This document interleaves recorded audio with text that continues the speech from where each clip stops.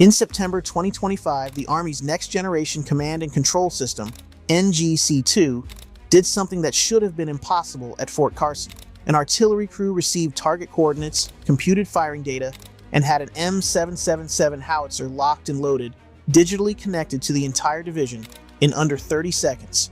The crew next to them, they spent over 2 hours just trying to get their legacy system to stop glitching. When the smoke cleared from that live-fire exercise, generals watching from the sidelines knew they weren't just witnessing a software upgrade. They were watching the future of American warfare. Because here's what most people don't realize. The U.S. Army's current command and control systems were built for a world that no longer exists. We're talking about technology designed in the 1990s, before smartphones, before the cloud, before anyone truly understood what networked warfare could become. And China, they've been watching, learning, building something specifically designed to exploit every weakness in America's aging digital backbone. What I'm about to show you is how NGC-2, Next Generation Command and Control, represents the Army's most ambitious technological transformation since the invention of the radio. It's a complete ground-up rebuild of how commanders see, think, and act on the battlefield. And it's central to the Pentagon's Combined Joint All-Domain Command and Control Strategy, CJADC-2. This isn't just a program, it's a bet the Army gamble that will determine whether American soldiers fight with a decisive advantage or walk blind into the next war. Here's the problem nobody in Washington wanted to admit for decades. The Army's digital command systems don't talk to each other. Intelligence analysts use one system, artillery crews use another, logistics officers use a third. And trying to get data from one to the other? It's like trying to send a fax to an iPhone. According to Alex Miller, the Army's chief technology officer, warfighting functions use separate stovepipe systems, amounting to a total of 17 programs of record. 17 different architectures that weren't designed to share information seamlessly. Take CPOF, the command post of the future. It emerged during fixed base operations in Afghanistan and Iraq. And despite years of refinement, soldiers accustomed to intuitive touchscreens found its interface difficult to master. Training could take days of classroom instruction. And even then, the system couldn't easily share documents with other platforms or operate effectively on the move. Then there's DCGS-A, the Distributed Common Ground System Army. Testing revealed the baseline system required reboots on average about every 8 hours and was rated not operationally effective. Soldiers often struggled to get it to work with CPOF, despite years of integration efforts. But here's what kept senior leaders up at night. These systems were designed for counterinsurgency, for static bases with reliable satellite connections, for enemies who couldn't operate in what the military calls DDIL environments. Denied, degraded, intermittent, and limited bandwidth conditions. Against a peer adversary like China, one actively developing capabilities to jam communications, blind satellites, and attack networks, America's command architecture becomes a liability. The very connectivity that was supposed to give us an edge becomes the thing that gets targeted first. And it gets worse. The Pentagon's own analysts have warned that China's doctrine of systems destruction warfare, their multi-domain precision warfare strategy, is specifically designed to shatter American command and control in the opening hours of a conflict. Find the nodes, kill the links, blind the commanders. As Miller put it, the Army had built up a lot of technical debt and process debt over 20 years, what he called 60 years of policy archaeology. The data existed, satellites were collecting it, sensors were generating it, but getting that data to the soldier who needed it, when they needed it, that was the gap. And in modern warfare, gaps get people killed. To understand why NGC-2 matters, you need to understand what command and control actually does. Think of it like the nervous system of an army. Sensors detect threats. Networks transmit information. Commanders interpret data and make decisions. Orders flow down to units who execute. Results get reported back up. When this cycle runs smoothly, you get decisive action. When it breaks down, you get chaos. Units acting on outdated information, friendly fire incidents, missed opportunities while waiting for authorization. During the Gulf War, American forces demonstrated what networked warfare could achieve. Commanders had unprecedented visibility of the battlefield. Precision strikes hit targets with surgical accuracy. The kill chain, sensor to shooter, compressed from hours to minutes. But that was against an enemy who couldn't fight back in the electromagnetic spectrum. Iraq couldn't jam our communications. They couldn't hack our networks. They couldn't blind our satellites. China can. The People's Liberation Army has invested decades studying American military operations. They've built systems specifically designed to target the networks that make American precision warfare possible. Their systems destruction warfare doctrine calls for attacking not individual units, but the connections between them. Here's what previous efforts missed. You can't just upgrade individual systems and expect them to work together. The Army tried that.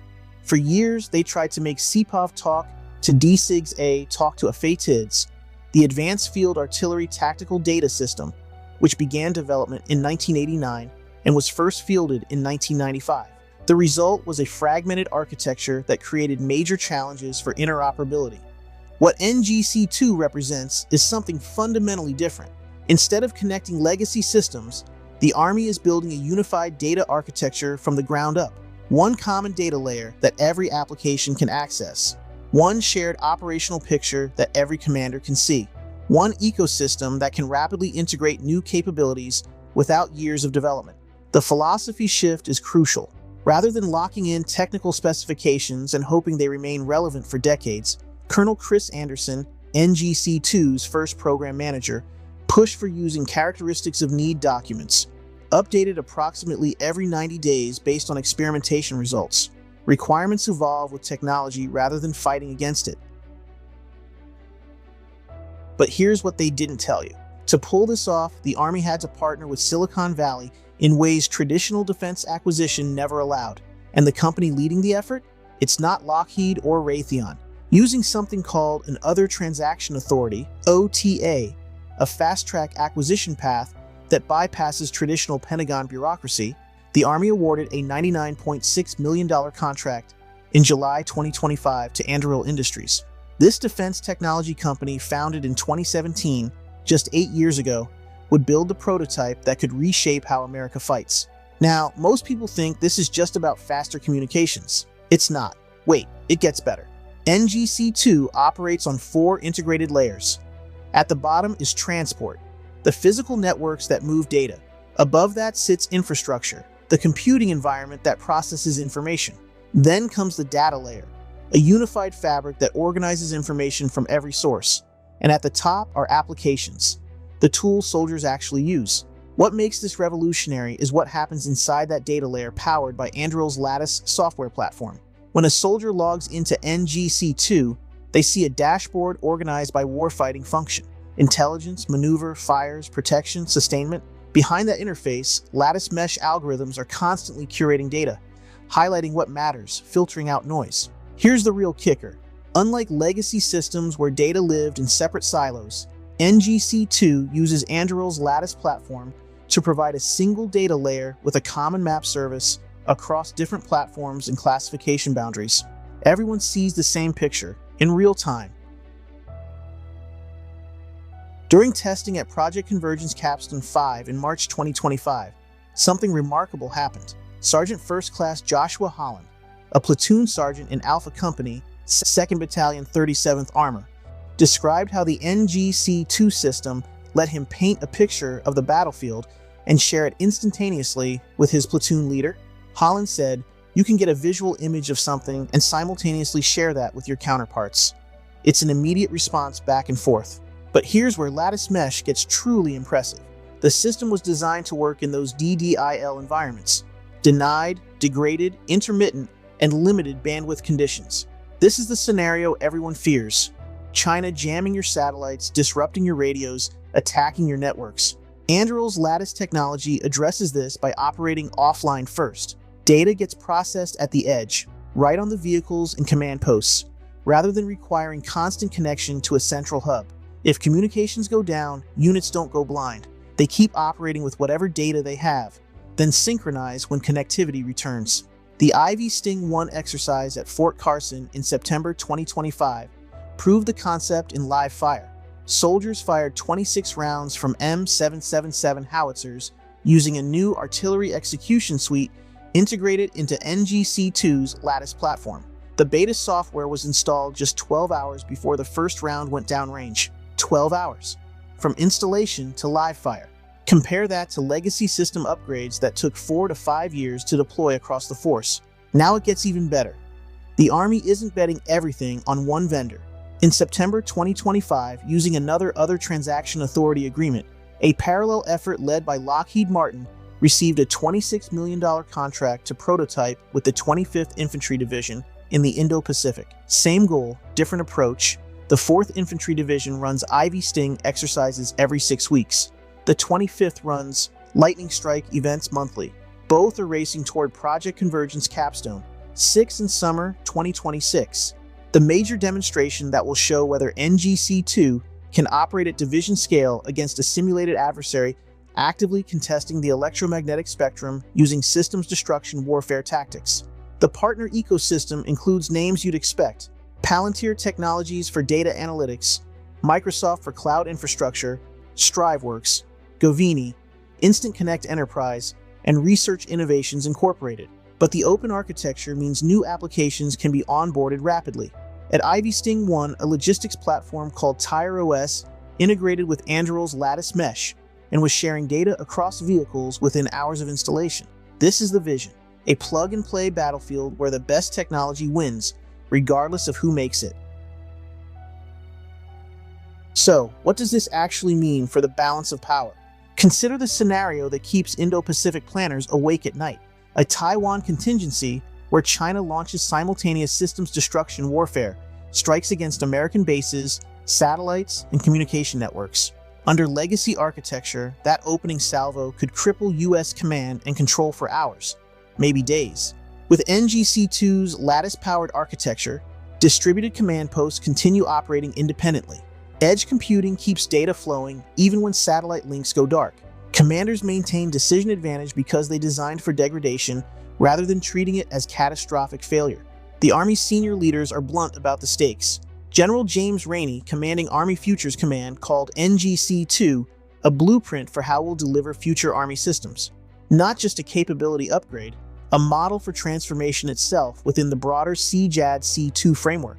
The speed of execution matters enormously here. Using Other Transaction Authority agreements, the Army moved from proof of concept to capability validation in roughly 18 months rather than the traditional 5 to 7 years.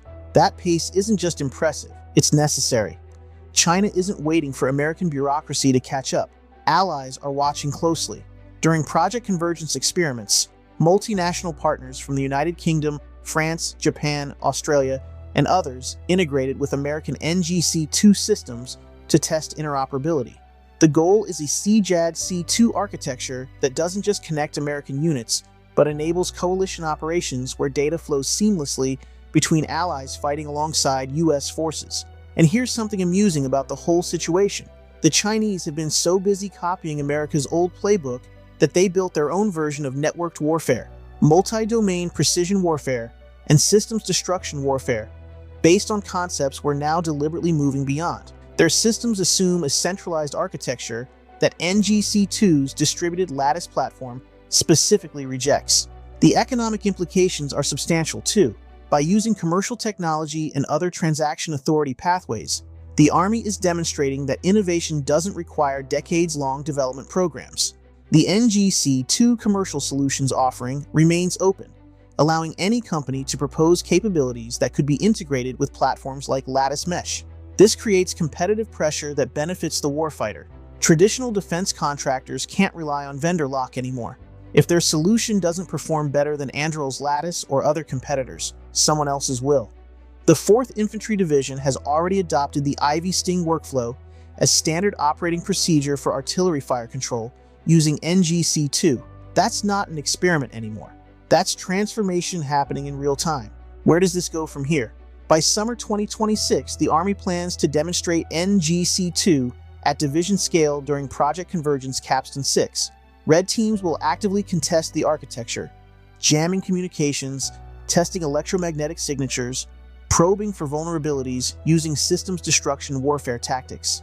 This isn't a demonstration for generals, it's a stress test for war. Following that, lessons from both the 4th and 25th Infantry Divisions will inform how NGC-2 scales across the entire force. Heavy armored divisions will configure differently than light infantry. Pacific-focused units will emphasize different capabilities than those in Europe. But the underlying architecture, that unified data layer powered by platforms like Lattice, remains consistent. The next phases will expand beyond fires into sustainment, aviation, logistics, counter-drone operations, and medical evacuation. Every warfighting function eventually flows through the same NGC-2 ecosystem as part of the broader CJAD-C2 vision. Artificial intelligence capabilities will mature alongside the architecture. Today's machine learning does data curation and pattern recognition. Tomorrow's artificial intelligence may provide predictive analysis, suggesting courses of action, forecasting enemy movements, optimizing resource allocation across an entire theater. Remember that opening scene? The artillery crew that was digitally ready in 30 seconds while the legacy crew spent 2 hours troubleshooting? That gap is the difference between shooting first and dying first, between seeing the battlefield clearly and walking blind into an ambush. The Chinese are building system destruction warfare capabilities designed to shatter American networks. The Army is building something that works when networks shatter. NGC-2 isn't just a program. It's an admission that the last 30 years of incremental upgrades failed, and a bet that American innovation can outpace adversaries. When other transaction authority agreements get bureaucracy out of the way, the soldiers at Fort Carson proved the concept works with Anduril's Lattice platform. Now the question is whether the Army can scale NGC-2 across the force before the window closes. Because in the next war, the side that decides faster wins. And America is done being slow. Thanks for watching.